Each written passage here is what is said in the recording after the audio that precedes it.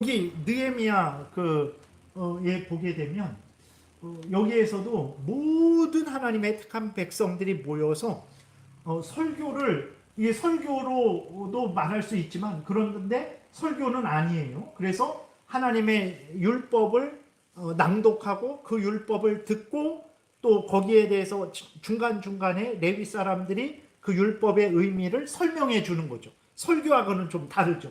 그것이 여기 이렇게 기록되어 있어요. 한번 자세히 이렇게 제가 빨리 읽을 테니까 이렇게 쭉 보세요.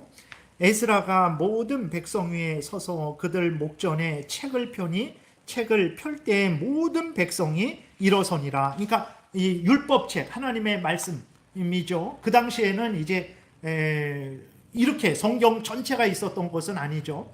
모세 우경을 이렇게 들고 이렇게 핀 거예요. 읽으려고. 그러니까 어떻게 합니까? 백성들이 모두 일어섰어요.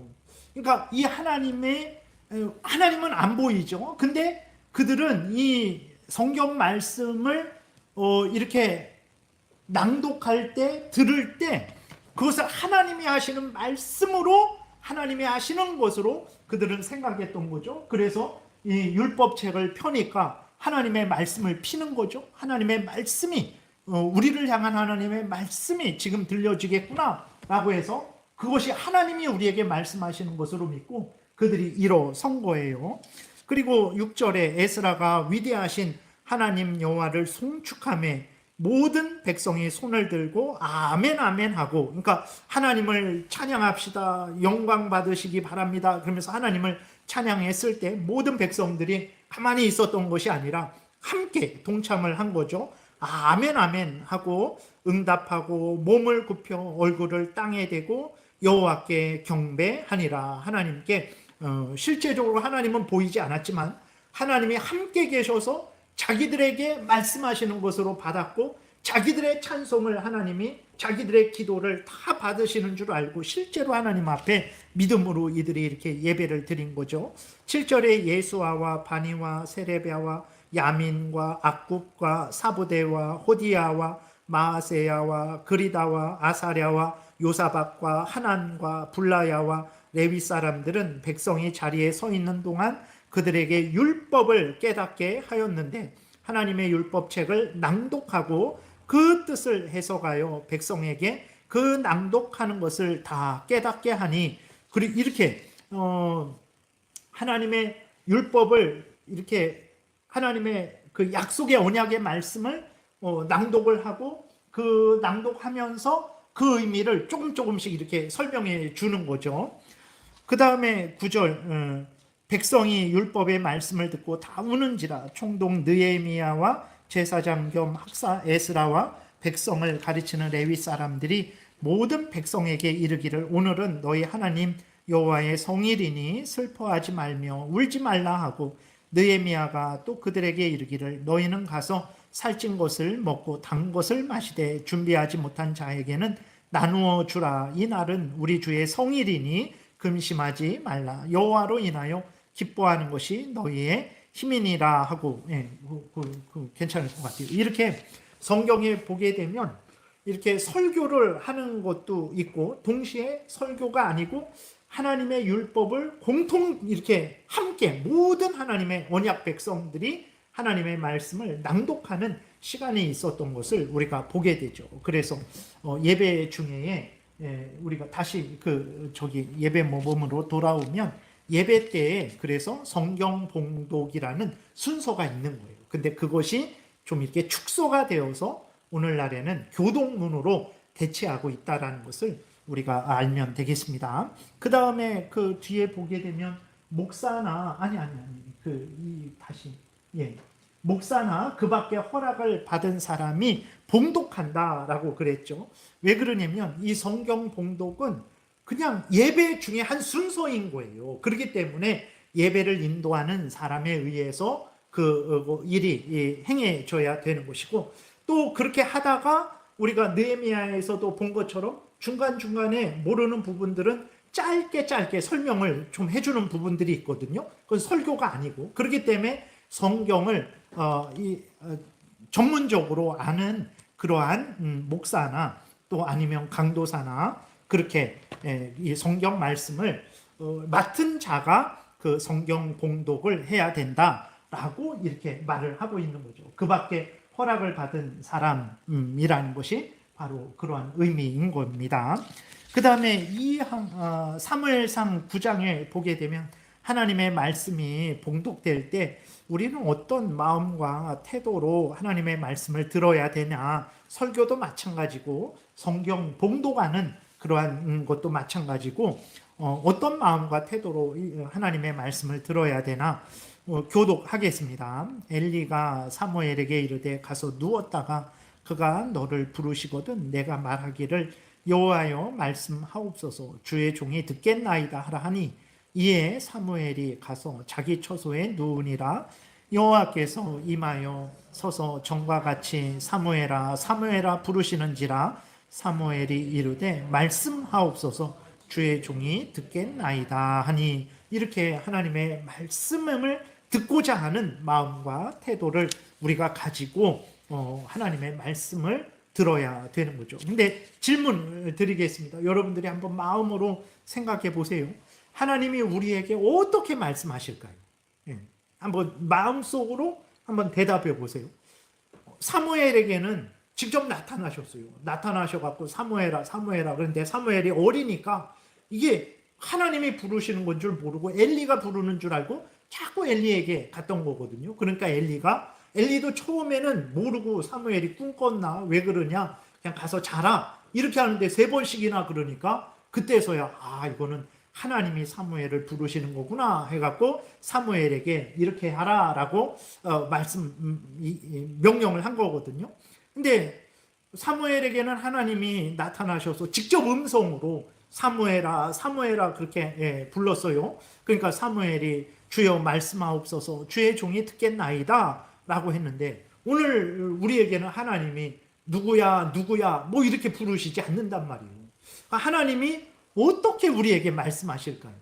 오늘날에는 하나님이 말씀하시는 것이 없는 것일까요? 어떨까요? 하나님이 어떻게 우리에게 말씀하실까요? 말씀드린 대로 하나님은 성경을 통해서 우리에게 말씀하세요. 여러분들이 성경을 읽는 것 그것은요 하나님이 사무엘아 부른 것과 똑같은 거예요. 우리는 그렇게 생각 안 하잖아요. 그런 게 어디 있습니까? 사무엘아 부른 게 더 대단한 것으로 우리는 여기는데 아닙니다. 사무엘아 불러서 사무엘에게 말씀하신 하나님의 뜻이 여기 다 기록되어 있는 거예요. 그렇기 때문에 이 성경을 통해서 하나님은 우리에게 말씀하시는 거예요. 그래서 여러분들이 성경을 개인적으로 읽잖아요. 그러면 그게 하나님의 말씀을 듣는 거예요. 그래서 성경을 읽을 때 성령께서 정말 이 성경 말씀을 잘 깨닫게 해달라고 나를 인도해 달라고 우리가 기도하고 성경을 믿음으로 읽는 거죠. 하나님의 말씀으로 믿고 읽는 거예요. 그래서 하나님은 성경 말씀을 통해서 우리에게 말씀하시는데 그래서 우리가 성경을 읽는 것 그게 하나님의 말씀을 듣는 것이죠. 그리고 또 어떻게 말씀하실까요? 이렇게 설교를 듣는 것, 설교를 통해서 성경에 있는 것을 그대로 그것을 해석해서 말씀을 드리잖아요. 그러니까 우리가 하나님의 말씀을 듣는 것은 두 가지죠. 개인적으로 성경을 읽는 것, 그게 여러분 하나님으로부터 하나님 앞에서 하나님의 말씀을 듣는 거예요. 두 번째로는 공적으로 이렇게 모여서 설교를 듣는 것, 그것도 하나님의 말씀을 듣는 것이라는 것을 우리가 기억을 해야 되는 것입니다. 하나님은 이 성경을 통해서 말씀을 하세요. 그렇기 때문에 여러분들이 하나님의 말씀을 알고자 한다면, 듣고자 한다면 개인적으로 성경을 읽으셔야 되고, 그리고 공적으로 예배에 참여하셔서 설교를 들어야 되는 것입니다. 물론 하나님이 특별하게 개인적으로 신비한 역사하심을 그렇게 역사하시는 경우가 있죠. 근데 그것이 항상 그러냐? 그러지 않습니다. 그것은 아주 특별한 경우고 일반적으로는 이 성경을 읽게 하심을 통해서 하나님의 말씀을 듣게 하시고 이 성경을 설교하는 설교를 듣게 하심을 통해서 하나님의 말씀을 듣게 하신다라는 것을 우리가 기억해야 되겠습니다. 그래서 하나님이 말씀하신 것을 아멘으로 듣고 순종하는 자는 이제 복을 받는 거죠. 이사야 48장 교독하겠습니다. 너희의 구속자시오 이스라엘의 거룩하신 이이신 여호와께서 이르시되 나는 내게 유익하도록 가르치고 너를 마땅히 행할 길로 인도하는 내 하나님 여호와라. 내가 나의 명령에 주의하였더라면 내 평강이 강과 같았겠고 내 공의가 바다 물결 같았을 것이며 내 자손이 모래 같았겠고 내 몸의 소생이 모래알 같아서 그의 이름이 내 앞에서 끊어지지 아니하였겠고 없어지지 아니하였으리라 하셨느니라. 그러니까 이스라엘 백성들이 하나님이 말씀하실 때 아멘하고 듣고 믿고 따랐으면 복됐을 텐데 얼마나 복되겠습니까? 자손이 모래알같이 번성하고 모든 부분에서 복됐을 텐데 듣지 않았죠. 하나님의 말씀을 듣지 않은 거예요. 믿고 순종하지 않은 거예요. 그래서 이스라엘 백성이 이제 바벨론에, 북쪽은 아수르에 멸망당하고 남쪽 유다는 바벨론에 멸망당하는 징벌을 받은 거죠. 여러분, 그래서 우리가 하나님의 이 말씀입니다. 이 성경 말씀이 하나님의 말씀이죠. 이 말씀을 여러분들이 펴서 아멘하고 믿음으로 읽으세요. 그리고 순종하세요. 여러분들 복 받습니다. 하나님의 말씀을 전하는 설교를 듣고 아멘하고 믿고 순종하세요. 여러분들이 복되게 될 것입니다. 그 다음에 두 번째 보게 되면 같이 읽겠습니다. 신구약 성경은 청중으로 알아듣게 하기 위하여 한글 성경을 낭독한다. 아니 너무 당연한 것 아닌가? 아니 너무 당연한 것 아닙니까? 우리가 그렇게 생각할 수 있지만 당연한 것이 아니었어요. 그래서 이게 로마 카톨릭에서 예를 들어서 우리나라 로마 카톨릭, 제가 그 전에는 정확히 어땠는지는 모르겠어요. 근데 이거는 뭐 이렇게 저도 찾아봐서 이렇게 말씀을 드리는 건데, 미사를 드릴 때 어떻게 했는지는 모르겠지만 1960년대 제2 바티칸 공의회 이후에야 공적으로 미사를 드릴 때 라틴어로 반드시 하지 않아도 되고 자국으로, 예를 들어서 대한민국에서 미사를 드리잖아요. 그럼 우리나라 말로 미사를 드려도 된다라는 게 결정이 됐어요. 그래갖고 1960년대 후반부터 자국어로 미사를 드렸어요. 근데 우리나라도 정말 그랬나 제가 잘 모르겠어요. 그 전에 정말 미사를 드릴 때 라틴어로 그렇게 드렸는지 정확하게는 잘 모르겠습니다. 근데 어쨌든 공식적으로 로마 카톨릭에서 그들이 미사를 드릴 때 라틴어로만 했어야 돼요. 근데 자국어로 드리라고 한 것은 1960년대 후반부터 그렇게 시작된 거예요. 네. 근데 종교 개혁자들은 로마 카톨릭이 그렇게 이제 1517년부터, 물론 그 전부터 그런 게 있었지만 본격적으로 종교 개혁을 시작할 때부터 라틴어로 그렇게 예배드리지 않았어요. 자기 나라 말로 예배를 드리고, 그리고 성경도 자기 나라 말로 번역을 했어요. 그래서 종교 개혁자들은 진작부터 이 성경을 소유했어요. 그래서 뭐 신부들만, 목사들만 성경을 읽는 게 아니라 일반 모든 성도들도 하나님의 말씀으로서 성경을 소유하고 성경을 읽는 그러한 일이 있었던 거죠. 그래서 로마 카톨릭에서도 예전에도 보게 되면 종교개혁 직전에도요, 성경을 라틴어로 되어 있었거든요. 라틴어로 된 성경을 예를 들어서 영국 사람이니까 영어로 번역을 하잖아요. 그러면 죽었습니다. 화형당하고. 성경을 번역을 못하게 했어요. 라틴어로만 읽고 라틴어로만 전하라 그랬어요. 그러니까 사람들이 이해를 합니까? 라틴어를 아는 사람들은 몇 사람 안 되죠. 그런데 일반 성도들은 도대체 뭐 무슨 말을 하는데, 지금 뭐 찬송을 하겠습니다, 라틴어로 하고, 뭐 기도를 드리겠습니다, 라틴어로 하고, 하나님 말씀을 잠깐 이렇게 하는데도 라틴어로 하고, 그러니까 이해를 못하는 거예요. 이해를 못하는데 결국은 그 재밌는 말이 있는데 미사라는 것이 이제 미션 해갖고 이렇게 파송하는 말이거든요. 끝났다 그런 말이에요. 그래서 아무것도 모르고 있다가 미사 이제 나가서 뭐 하나님의 말씀대로 사세요. 하나님의 말씀대로 전하세요. 하면 그때서야 끝났구나 하고 이제 사람들이 나간 거예요. 전혀 알아듣지를 못한 거예요. 그러니까 로마 카톨릭이 어떻게 합니까? 그림하고 어떤 그러한 동상하고 그런 것들이 많은 거예요. 왜냐면 라틴어로 알아듣지를 못하고 배우지를 못하니까 무식한 너희들은 그냥 이 그림을 보고 감동을 받고 동상을 보고 무슨 일인지 그 정도만 알아라 해갖고 그렇게 로마 카톨릭의 그림이라든지 동상이라든지 그런 게 발달이 된 거예요. 그래서 그런 것입니다.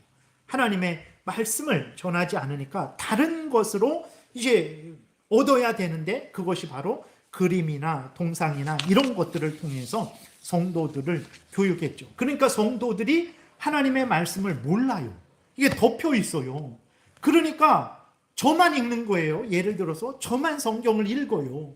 그러니까 제가 뭐 이렇게 말하고 저렇게 말해도 여러분들이 확인을 할 수가 없는 거예요. 라틴어로 돼 있고 성경을 여러분들에게 안 줬어요. 이 성경을. 이거 오직 사제들만 갖고 있는 거예요. 그러니까 뭐 사제들 마음대로죠. 그래서 결국은 로마 카톨릭의 그러한 성도들이 아주 혹세 무민화 정책을 그렇게 폈던 거죠. 성도들을 어리석게 만든 거죠. 근데 성도들에게 성경을 주니까 성도들이 성경을 보게 되는 거예요. 그래서 그들이 그다음부터 뭐가 잘못됐구나. 그냥 옳은 줄 알았는데 성경이 덮여 있으니까 모르잖아요. 성경이 펼쳐지니까 성경은 이렇게 말하는데 왜 저렇게 하지? 성경은 이렇게 말하는데 왜 저렇게 하지? 그 잘못된 것을 알게 되고 그것을 개혁하게 됐던 것입니다. 그래서 여러분들이 진짜 복받기를 원하고 교회가 계속해서 더 성경적으로 그렇게 진행되기를 원한다면 여러분들이 성경에 창념하셔야 돼요. 여러분들이 성경을 개인적으로 가까이 하셔야 됩니다. 성경을 읽으셔야 되고 또 설교를 듣고 성경에서 알려주는 대로 믿고 따라 살아가셔야 교회가 더욱더 발전하게 되지. 여러분들이 성경을 덮으시면 제가 아무렇게나 말해도 여러분들 그런가 보다 그렇게 생각을 하게 되고 저도 타락하게 되고 여러분들도 타락하게 되죠. 여러분들이 성경을 펼쳐야 저도 올바르게 성경을 있는 그대로 이렇게 전하게 되는 거죠. 그 다음에 3항 같이 읽겠습니다. 봉독할 성경 장절은 목사의 의향대로 작정할지니 유익한 줄로 생각할 때는 그 읽는 중에 어떤 부분을 해석함도 옳으나 성경을 읽든지 찬송하든지 기도하든지 설교하든지 각 절차의 시간이 서로 적당하게 하고 결코 모든 것이 합하여 너무 짧든지 너무 지루하게 하지 말라 그랬어요. 그러니까 봉독할 성경 장절은 목사의 의향대로 하라. 이것은 목사 마음대로 하라는 것이 아니라 목사가 이제 하나님의 말씀을 맡았잖아요. 그래서 이 하나님의 말씀을 이제 체계적으로 정하잖아요. 지금은 어떤 부분에 대해서 정하고 그 다음은 어떤 부분에 대해서 정하고 뭐 창세기를 정하고 그 다음에 마태복음을 전하고 이런 것을 목사가 이렇게 체계적으로 계획을 세우잖아요. 그 계획을 따라서 이렇게 성경 읽는 것도 지금은 뭐 이렇게 신명기를 이번 달에는 읽다가 다음 달에는 뭐 누가복음을 읽고 뭐 이런 체계적으로 그렇게 계획을 세워서 작정을 하라는 거지 목사 마음대로 이랬다 저랬다 하라는 그런 의미가 아닙니다. 그 다음에 읽는 중에 어떤 부분은 해석하는 거죠. 그러니까 너무 어려운 부분이 있으면 요것은 이런 부분입니다. 그건 설교랑 다르죠. 우리가 느헤미야에서도 살펴본 것처럼 성경을 그렇게 낭독을 할 때에 중간중간에 짧게 그 성경의 의미가 무엇인지를 레위 사람들이 알려줬죠. 그런 차원에서 필요하면 그 읽는 부분 중 어떤 부분을 잠깐 해석을 하는 거죠. 그러면서 이제 성경을 읽는 부분이 있고 설교하는 게 있잖아요. 그래서 설교의 본문을 읽는 것이 아닙니다. 성경을 읽는 게 따로 순서가 있었어요. 그래서 성경을 읽든지 찬송하든지 기도하든지 설교하든지 각 절차에 시간이 서로 적당하게 하고 결코 모든 것이 아파요. 너무 짧든지 너무 지루하게 하지 말라. 그래서 다 알맞게 찬송만 다 할 수도 없는 거죠. 그렇다고 설교만 다 할 수도 없는 거죠. 기도만 다 할 수도 없는 거죠. 그러니까 그러한 예배 전체가 잘 균형되게 그렇게 조정을 해서 하나님 앞에 예배하라는 거죠. 근데 여러분 한번 그 마음속으로 한번 질문해 보세요. 예배는 한 몇 시간 드리면 딱 적당할까요? 말씀하시지 마시고 마음속으로 한번 생각해 보세요. 그러니까 그거는 뭐 이렇게 답은 없죠. 그래서 예를 들어서 뭐 너무 애들만 있으면 조금 그 애들에 맞게 집중하는 시간에 좀 될 수 있고, 어른들이면 좀 어른들은 좀 더 집중할 수 있으니까 좀 더 이렇게 길게 할 수 있죠. 그러니까 딱 어떤 것은 없습니다. 근데 이런 거는 우리가 좀 생각을 해봐야 되죠.